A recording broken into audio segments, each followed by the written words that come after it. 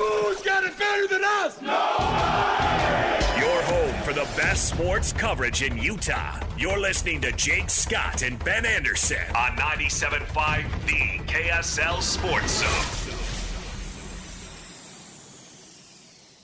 Jake and Ben, 97.5 The KSL Sports Zone. Join Hanson Scotty on Wednesday at RGS Exteriors from noon to 3, 4235 Farm Road, right there in West Jordan. RGS Exteriors. All right, Ben, the Jazz faced the Eastern Conference best two teams over the weekend. They lost to the Cavs in a Sunday afternoon showdown, which, by the way, God, I love those Sunday afternoon games. Yeah, it was nice. My kids went to the game. Yeah. Yeah. Shout out to our guy Chris over there for helping me out with tickets, funny. but got my family. Because I thought I saw your daughter on the Jumbotron. It probably wasn't, but I thought, I was like, that looks like a Scott to me. Oh, well, maybe. So maybe she was. Yeah. Because that was I really thought that yesterday during the game, and I thought, no, she's probably not at the game. But I said, I guess it's possible on a Sunday. She was there. Okay. And the weekend afternoon games, them playing more of those, I think it's been great. I think it's a lot of fun. And I do think it opens things to a different audience. And fans showed up. They did, absolutely. But that did not save Ben from creating, at best, an awkward moment in the postgame. At worst, like, Ben's openly hating on people. Okay. So let's go ahead and should we hear the question you were asking about Kyle Filipowski? This is a post-game question for Will Hardy. All right, go ahead. I'd imagine it's difficult when you have a guy who's a second-round pick and Kyle, and like thinking like, well, that's not a super high investment, and then he starts producing the way he has. How do you change like a prioritization of his development, or do you do that? Do you understand what I'm asking? If you're insinuating that we weren't prioritizing him before, that would be rude. Okay. Because the rookies, especially where Kyle was picked, it's like technically he's the second round, but he's 2 or 3 picks behind Isaiah, and it's a positional need. Now, I do find it rude, Ben, to insinuate that the Jazz had to have Kyle prove he was not a pile of crap for them to invest any sort of attention or resources. Sure. That I get why that's rude. That is rude. Okay. And I guess here's the origin of the conversation. It's going to get ruder. Probably. But I have also done my research, and I went and talked to the other people about this as well yesterday, and I will talk about that in a moment. But, like, Kyle Filipowski is the best rookie on the Jazz team right now by a pretty reasonable margin. Isaiah's good. Isaiah's playing pretty well. His flaws are pretty drastic. He cannot shoot. He turns the ball over like a drunken sailor. He just sprays the ball all over the floor. And those were his exact issues coming out of USC, which is why he fell to the end of the first round. He sprayed the ball all over the floor, and he can't shoot. And they have followed him exactly.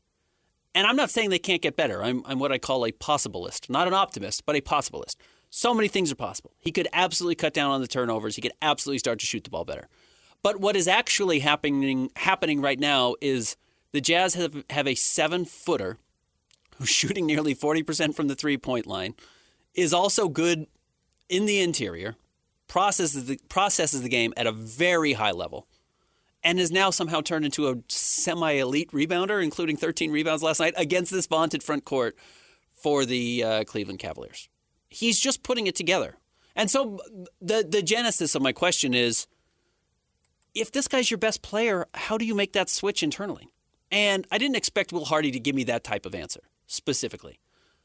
But yeah, you prioritize your top 10 pick over the second-round draft pick. In what way, though? In the way that people lose their jobs if the top 10 pick doesn't develop, even if the second-round pick does. You sacrificed an entire second half of a season last year to land a top 10 pick to get Cody Williams, and you just traded Simone Fontecchio, who you picked up off the scrap heap, for what turned out to be Kyle Filipowski. So you have already prioritized Cody Williams in how you've designed your roster over Kyle Filipowski. So at that point, when you've invested that much to get a top 10 player, to get a lottery pick, how do you start to change that prioritization of just saying, like, you know what? We're going to stash Cody Williams in the corner, and he's going to get 7 threes a game, and he may not make any of them, but he's not getting touches. We're not running plays for him anywhere else. And right now, you're drawing up plays for Flip. And some of those start in the corner, but some of those are on his cuts to the basket. Some of them are just reads that he's making, but some of them are clearly designed to get Kyle Filipowski the ball in advantageous situations. And the same thing is not happening with Cody Williams. So how do you make that switch? That's a hard thing to do, I would imagine, as a coach. I don't know. Why would it be hard?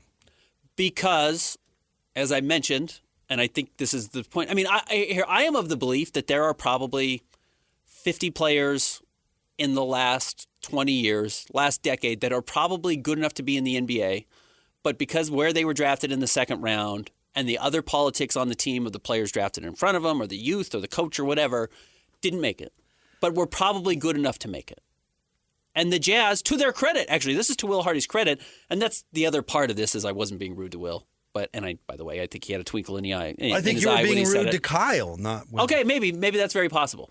That's how I read it. Okay, and I will remind you that if you want to go back and look at a year ago this point, I'm not sure anyone was higher on Kyle Filipowski as a draft pick locally than I was. So I've been a Kyle Filipowski believer for a very long time, even before he was a member of the Utah Jazz. But I think it's hard to say, I'm going to get over my ego and play the second round pick who's better. I think that's a really difficult thing to do for a coach, and I think the Jazz are doing it. And it's the right move. I don't know if I entirely agree with you on a game-to-game basis, which is maybe why you got some pushback. So let's hear it again real quick and tell me if you think he was talking about you Christian, being rude. Can we play it again? You being rude to him or you being rude to Flip? Okay. Because I think he's talking about you being rude to Flip. Okay. All right. I'd imagine it's difficult when you have a guy who's a second-round pick and Kyle, and thinking well, that's not a super high investment, and then he starts producing the way he has. How do you change a prioritization of his development, or do you do that? Do you understand what I'm asking? If you're insinuating that we weren't prioritizing him before, that would be rude. Okay. It was about the coach maybe, but let me say this though. I don't think when it comes to coaching and resources and development, I actually don't think that is affected all that much by where you're picked, which is not exactly what you're saying. No, a little bit it is. So yes, I don't a little think, bit the question. I don't think he's going to get less coaching. I don't think he's going to get fewer resources. I don't think he's going to get any of that. Now, if you're talking about an increased role of the game plan, I think that gets a little more nuanced. But to go back to what you said when you were high on Kyle Filipowski in the draft, you said, and I didn't disagree with you. You certainly do your research, that he might be the most NBA ready out of the Jazz draft picks, which is proving to be correct. Absolutely. And I do think that maybe is not a surprise to the Jazz, but as good as his shooting's been, that has got to be somewhat of a surprise. Of course, he didn't shoot this well in college. Right. So it's not like Will can look at Ben Anderson and go, well, we knew he was this good right away, Ben. Because I don't think that's necessarily true. But to say, what was the word he picked out that you used? It wasn't resources, but it was... Prioritization? Prioritization. And to say we weren't prioritizing him would be rude. I think that they do prioritize everybody. I think they prioritize their two-way guys when it comes to coaching and resources and development and all of that stuff. To imply we're going to invest more in Cody Williams' development than Flip's, I don't think is actually true. Right. Now, right. Does Cody have more value than Flip because they've invested a higher pick and they think his potential is higher? Yes. And I think that's where you get to draft bias. Now, does that prove out to be... I hate when I ask myself questions and answer. I'm sorry. No, it's fine. That's an annoying thing. But they invested in Dante Exum's development way too long because he was a number 5 pick. Yeah. They convinced themselves Enes Kanter was really good for too long because he was the number 3 pick. I agree with that. Where you're prioritizing the direction of the franchise and how good somebody can be because of what pick you invested in him, that is true. And that absolutely happens a lot. But on a game-to-game... Cody Williams is standing in the corner. Yeah, Cody Williams is 10 pounds and not playing well. Yeah. And it's hard to play well when you're at a disadvantage every second you're on the floor. That's not necessarily true with Flip. And he has gotten better. And it is easier to run plays for him because he actually creates mismatches. He does. And so I don't know if I'm coming along with you as far as it's difficult to switch who you call plays for. I actually don't think it is. Okay. But would they rather mine Cody Williams' potential or at least be patient with it than Flip? Probably. Because Cody Williams' high end, as poorly as he's playing, is still higher than Flip's. Flip might not be in the league because he can't guard a position. And until he figures out how to guard a position, and the rebounding is a promising sign, honestly. Yeah. But if he can't figure out how to guard a position, he can't play. Or at least he can't play a key role. And right now he can't guard wings and he can't guard bigs. Right.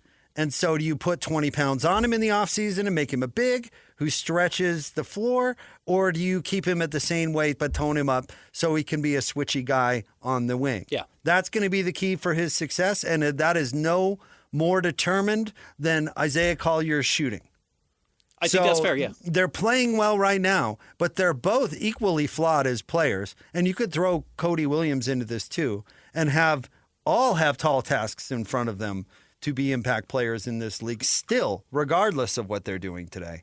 And so I think Will was maybe saying rude by well, yeah, we invest in the second round picks. We picked him for a reason. We yes. are committed to coaching them. He's not going to sit off to the side while half our staff pays Cody Williams any attention. Absolutely. And what I wasn't insinuating, and look, the question I asked a little bit is a trick question, right? If I ask Will specifically, do you prioritize Cody more than Kyle? What's he going to say? No. End of question. It's a really bad question because I know what the answer is going to be. So you ask him a little bit of a question that I know is not. I think. So sorry. Go. I ask him a question that I know he's going to have to elaborate on. Yeah. And what he's going to do is he's going to give me the information on how they are approaching Kyle Filipowski's development versus just asking for the 10th time this season.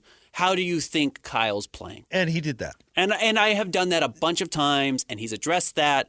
So I think asking how you approach Kyle as a second-round pick compared to how you approach other players, especially a lottery pick like Cody, who is struggling at the moment offensively, gave us a more developed answer that is something that I will revisit throughout the summer. I mean, there is a little bit of a trick question there from me that Will picked up on, and it's why he said it was rude in the first place. But regardless, I do think you bring up a good point, which is, I did say that Flip is the most NBA-ready player that the Jazz drafted. That has proven to be true. I'm not Nostradamus for thinking that. He's 7 feet tall and he played 2 years of college. Everyone else only played 1 year of college and needs to work on their body. Okay, that's not hard to predict. But even then, I think Kyle has exceeded expectations, which you also brought up. Which I think is true. You are 100% right, though, that, and it's so easy because you can count offensive stats. It's really hard to count defensive stats outside of blocks and steals, and even those are flawed. But, Cody's defense is good, and it's going to be good. It's hard to see that when he shoots 1 of 8 from the three-point line, and it's easy to say, this guy stinks, because offense is loud, which is the word Will Hardy likes to use a lot. They're loud plays because they're easy to track. It's easy to follow if a player's playing well or playing poorly offensively. It's a lot harder to read defensively. And to the point of me asking, Kyle versus Cody, and I talked to both of them yesterday after the game. I put it on my Twitter account. You can see what I asked Kyle about where he thinks he's gotten better as a rookie. I also talked to Cody, and this was off the record, so I'm not going to repeat verbatim what he said, but I basically, got the gist of he recognizes he's playing well defensively. He recognizes he's not shooting the ball well right now. He is not letting one bleed into the other, and he remains optimistic or stoic, and I think pretty convinced that he's going to figure it out. I'm not getting a sense of a rookie who's panicking and doesn't feel like he belongs. I think Cody really thinks he belongs. I think Cody knows what the issues are. I don't think it's lost on him. I think sometimes you have guys who are, what's the word I'm looking for? Have a misunderstanding of what they do and don't do in the NBA. I don't think that applies to Cody. And, we could go back, and maybe this just ends up being the case. We go back to the 2013 NBA draft. It's one of the best drafts the Jazz have ever had. They whiffed on Trey Burke.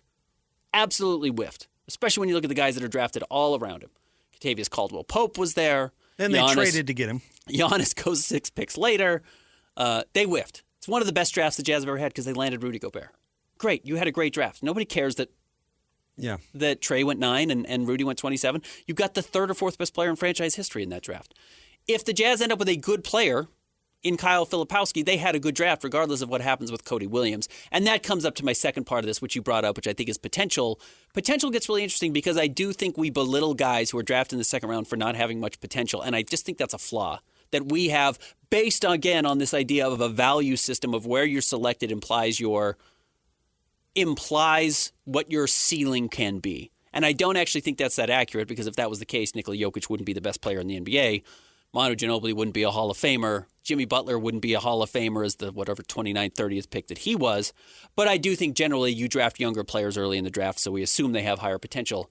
I would remind everyone that Kyle Filipowski is 21 and not 25.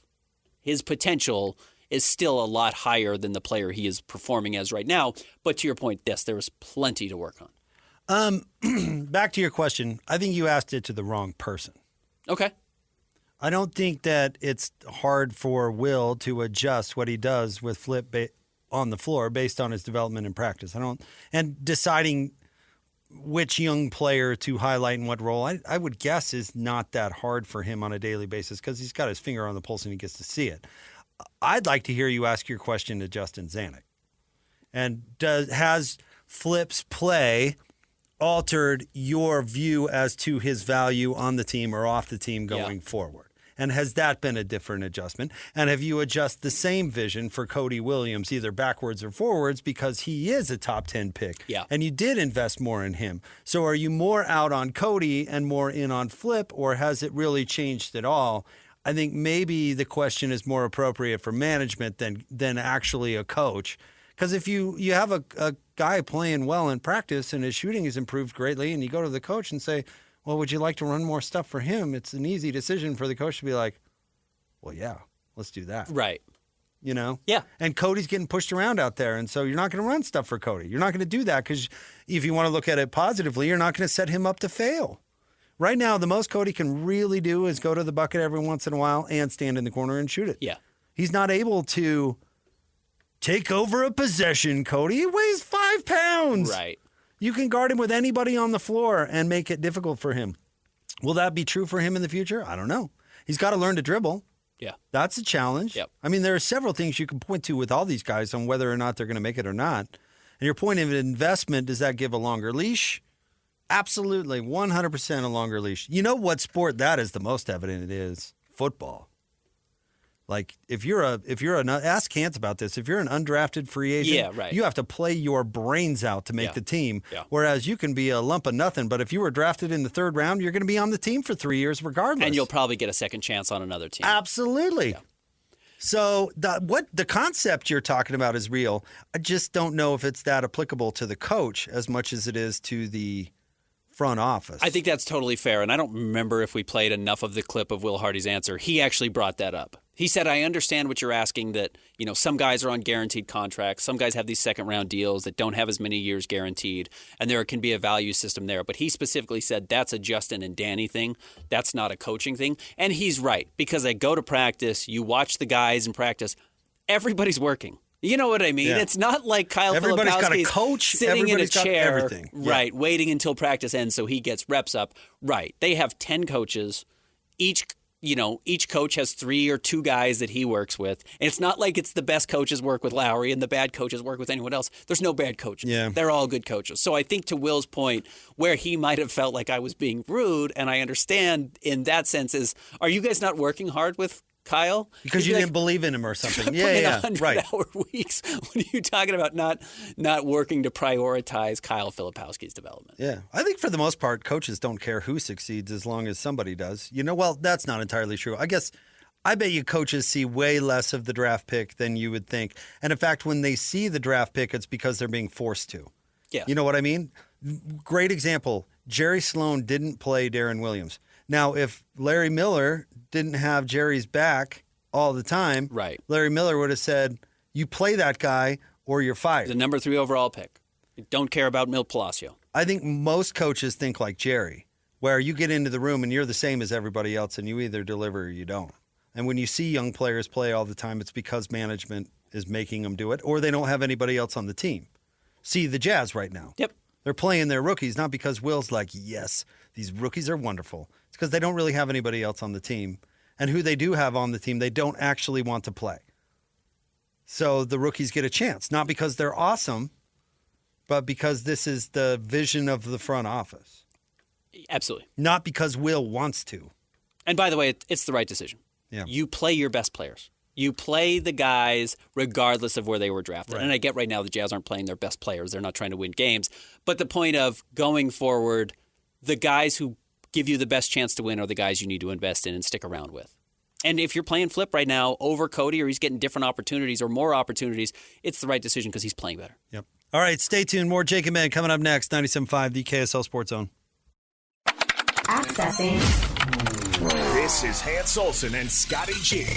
The general manager of the Utah Hockey Club, Bill Armstrong. So down the stretch, it seems like every game has a playoff-like feel to it. Is that something that this team has embraced coming down the stretch here? There's a lot of pressure that sits on top of our players. It's a must-win every game. But I like that. It's all about playing meaningful games down the stretch because we want to experience that pressure on our back where it's a must-win every single night and we have to be at our best no matter who's coming in. We've got to find a way to win. I've really liked how our guys have responded. We've been down a few goals and fought back to get points, and that's what you have to do at this time of the year. And there's a lot of hockey left. We got to keep pace with everybody else and keep winning and finding ways to get points. We got some big games coming up against some teams that are right in the race too, and we can take care of a lot of our problems by just beating those teams. Catch Hans and Scotty weekdays from noon to 3 on 97.5, the KSL Sports Zone.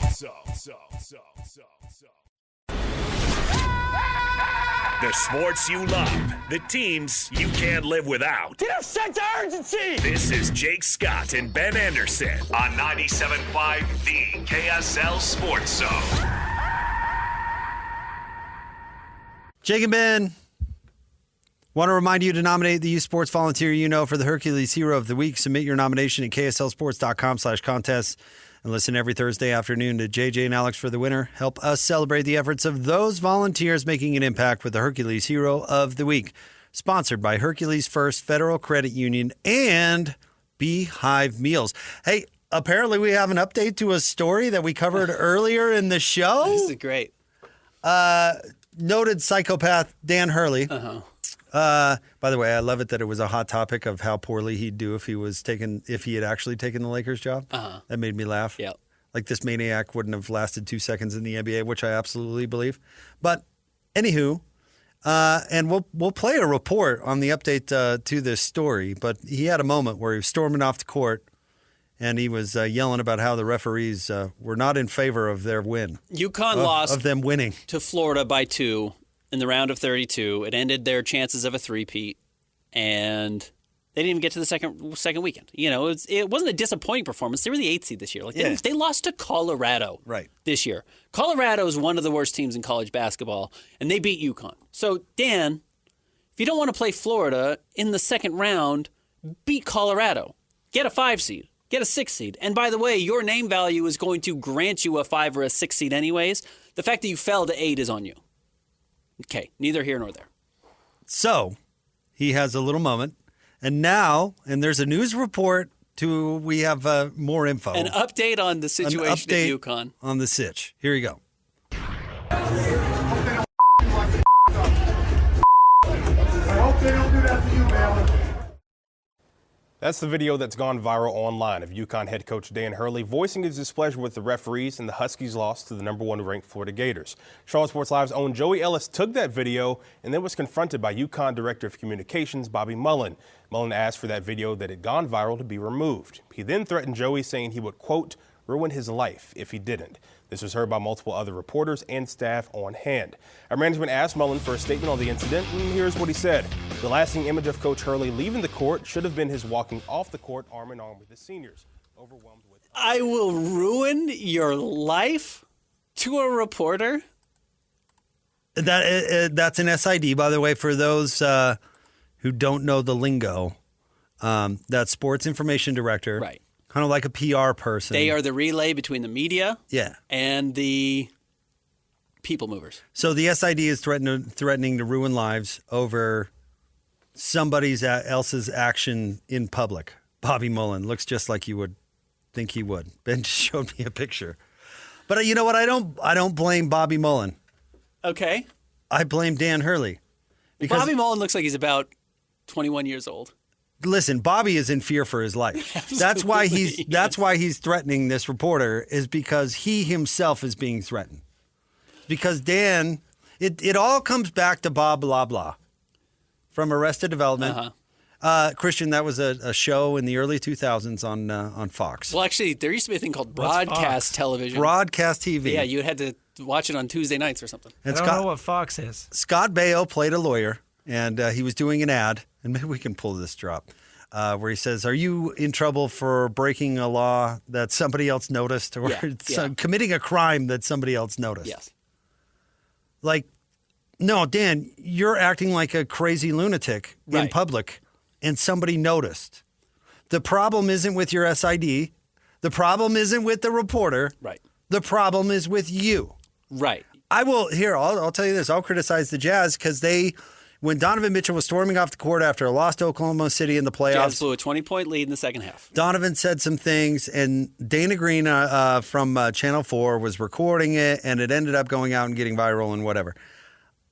The Jazz were way upset about that whole thing. Specifically, Donovan Mitchell said, "We're not coming back here. Yeah. We're going to go close the series at home," and he was right. But they did. In the tunnel, that recording happened in the tunnel, and so somehow that was deemed off limits. And I actually understand the concept when it comes to the Jazz, like our tunnel, we can determine what goes on or whatever. But to be honest, it was a great moment for the Jazz that they should have leaned into. Right. Because it was their players showing passion, and it was this great story, and they had closed the season so amazingly well.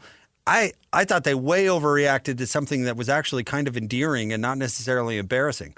But Ben, I've covered conference tournaments. I've covered NCAA tournaments when they've been over at Delta Center. There's people everywhere. There's just people everywhere. It's not your tunnel. It's this.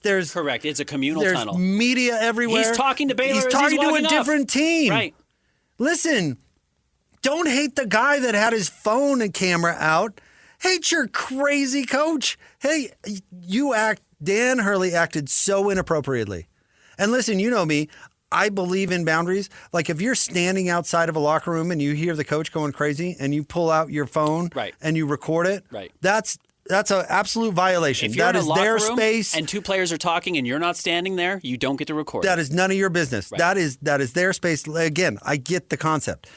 Coming off the tunnel in that circumstance, that is not their space. Totally if anything, agree. that's Baylor's space. Totally agree. But there's people everywhere. The fact that you would expect a reporter not to report about some maniac screaming at the team that's playing next about the referees, you're the crazy one. Yep.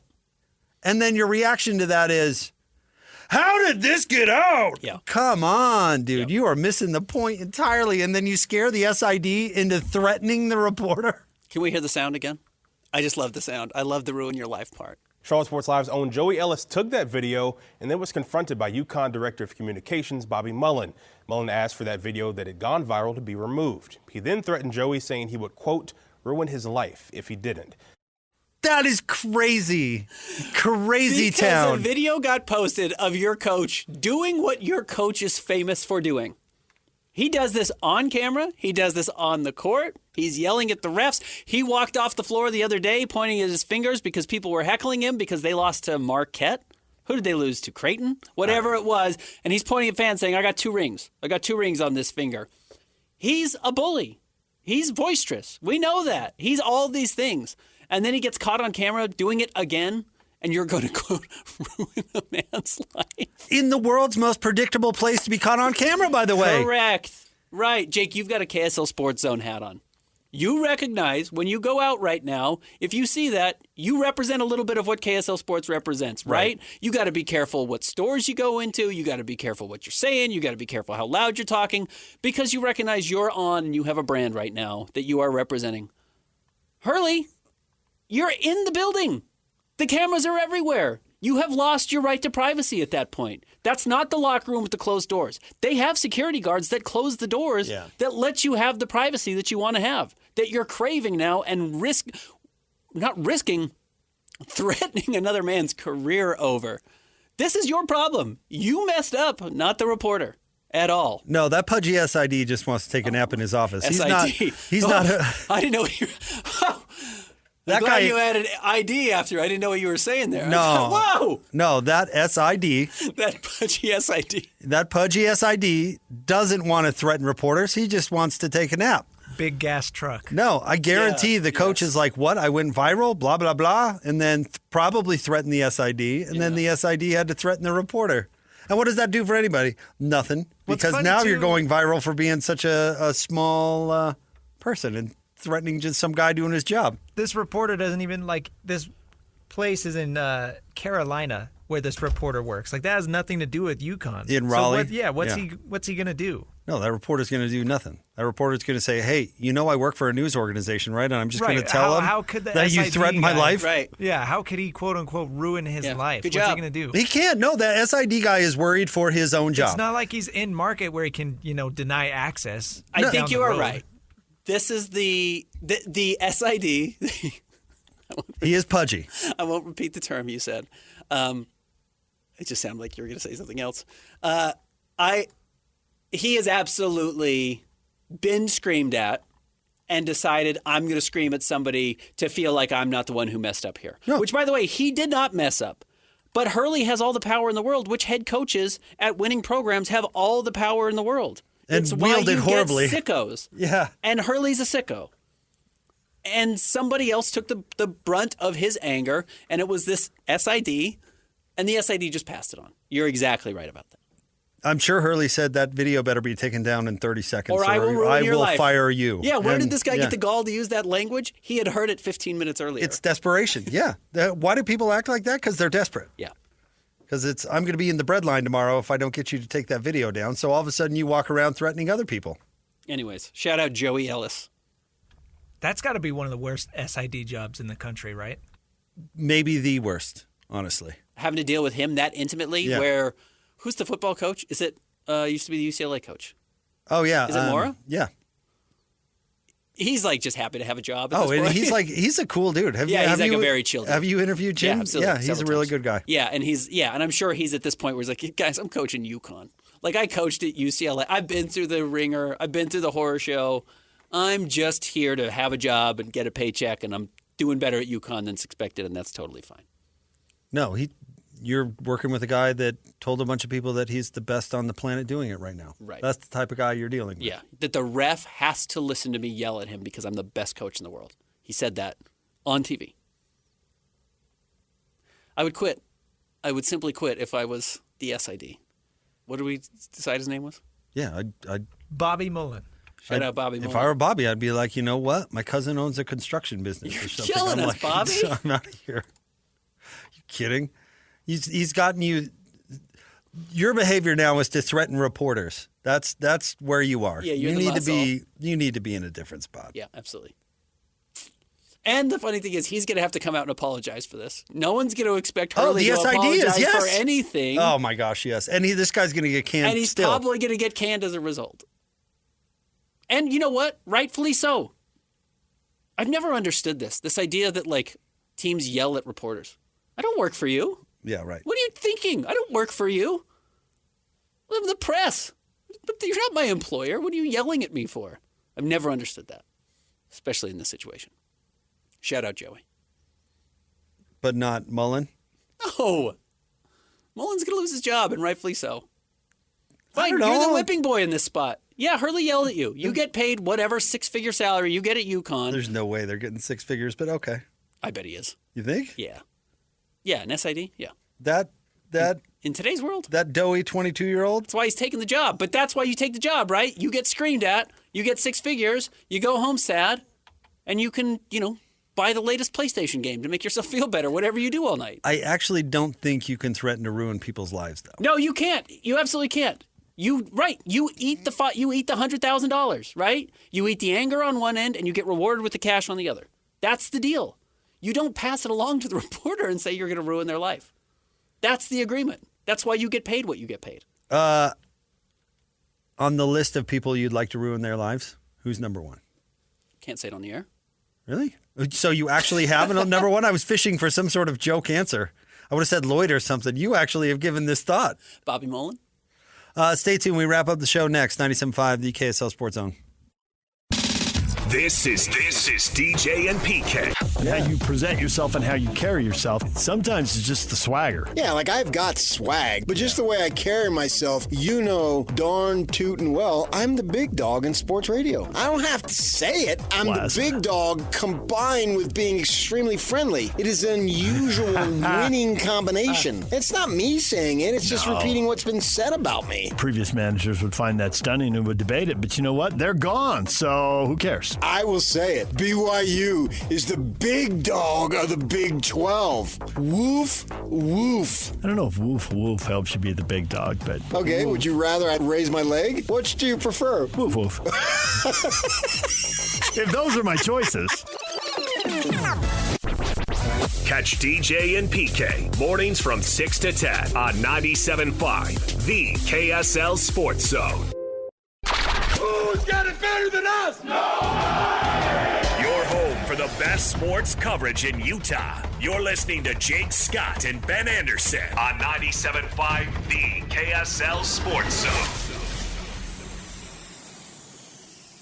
Two amigos on the airwaves, talking sports. They got it made, Jake's also loves his tie-dye. Ben's got style with his scarves. Oh my. Jake and Ben, want to remind you about Peach Doors and Windows. Amazing home transformations begin with Peach, where 5-star reviews are the norm. Call them today. Get your free in-home estimate, 801-566-1255. Ben, I'm torn about an NBA story real quick, and we can keep this short. But have you ever been accused or caught up in a salacious rumor? No. Like, I don't know, like something was just bouncing around that was untrue that maybe didn't cast you in the best light. Well, I heard him and Will Hardy are beefing. Yeah, that's the most negative light I've ever had in my life. But let's say back in your Will single... jokingly called me rude. Let's say back in your single days, a rumor came out that you were dating... Yasmin Bleeth. I was going to go with somebody local, like your friend, the mayor, Aaron Mendenhall, or something like that. And it was completely untrue. I've never been romantically involved with... Okay, so that's my answer. Mayor Aaron Mendenhall. No. If you were accused of that, or if that was going around, would you feel the need to just say... To address it? To come out and immediately say, this is not happening, or just ignore it? You're way better off ignoring it. Always way better off never getting that quote. I was not romantically involved with Mayor Aaron Mendenhall or whoever. So with all due respect to the mayor, we're just putting out a random name down. I was thinking of a local celebrity. Yeah, right. Jackie Biskupski. Yeah, right, whatever. Because I would like to think if I were ever accused of a crime I didn't commit, I'd be like, I did not do that. I'd do that immediately. But like a salacious rumor might be something a little bit different. And this is the unfair position of Eric Spoelstra's ex-wife, Nikki. Did you see this? I did see this. So there was a rumor going around the internet that Nikki, who is the now ex-wife of Eric Spoelstra, is now dating Jaime Jaquez. Who plays for the Miami Heat. Who plays for the Heat. And we don't need to get into the evidence. It's circumstantial at best. You know, it's very social media. Who are you following? Right. Who are you responding to? Circumstantial. Yeah. At best. But on her podcast, she felt like the need that she needed to come out and deny it and called it fabricated nonsense. Now, I now believe it's true. Correct, yeah. I didn't come away from her denial thinking, oh, the poor thing. You can't just let her move on with her life. I absolutely came away with it thinking, wow, one of his players, that's cold. Again, is that fair? It's something we talk about a lot, the Barbra Streisand effect. She should have just ignored it. You just don't bring it up. And you know the story of the Barbra Streisand effect, right? Yeah. She had a house on the coast. Didn't want people publishing photos of her house on the coast. She said that.